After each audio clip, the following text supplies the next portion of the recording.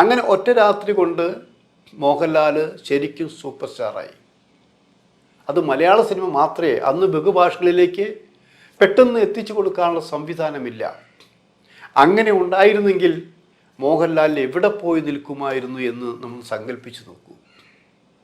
39 വർഷത്തിന് ശേഷമാണ് ഇപ്പോൾ പ്രകാശ് വർമ്മയ്ക്ക് ഈ ഭാഗ്യം തിരിച്ച് കിട്ടിയത്. ഇതുപോലെ ഒറ്റയടിക്ക് എല്ലാം വാരിക്കൂട്ടുക. ഇപ്പോൾ സിനിമ അങ്ങനെ തന്നെയാണല്ലോ.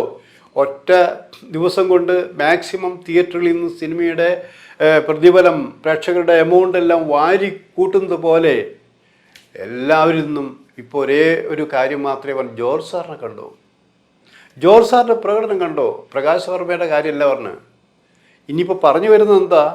ഇനി പ്രകാശ് വർമ്മ പേര് മാറ്റാൻ പോകുന്നു. പേര് ജോർജ് സാർ എന്നാക്കാൻ പോകുന്നു. ഒരു വെറൈറ്റി ഉണ്ടല്ലേ. അപ്പോൾ മോഹൻലാൽ, ജോർജ് സാറ്, അങ്ങനെ ആ പേര് പറഞ്ഞുകൊണ്ടിരിക്കുക. അപ്പോൾ ഇത്തരം ശക്തമായ കഥാപാത്രങ്ങളെ മോഹൻലാൽ അവതരിപ്പിച്ചപ്പോൾ പിന്നീട് വന്ന കുറേ അധോലോക കഥാപാത്രങ്ങൾ മോഹൻലാലിനുണ്ട്. മമ്മൂട്ടിയും അവതരിപ്പിച്ചിട്ടുണ്ട്, പലരും അവതരിപ്പിച്ചിട്ടുണ്ട്. പക്ഷേ അധോലോക കഥാപാത്രങ്ങളെ അവതരിപ്പിച്ച് ഏറ്റവും കൂടുതൽ വിജയം വരിച്ചത് മോഹൻലാലാണ്. അതെന്തൊരു പ്രത്യേകത തന്നെയുണ്ടെന്ന് ആലോചിക്കണം.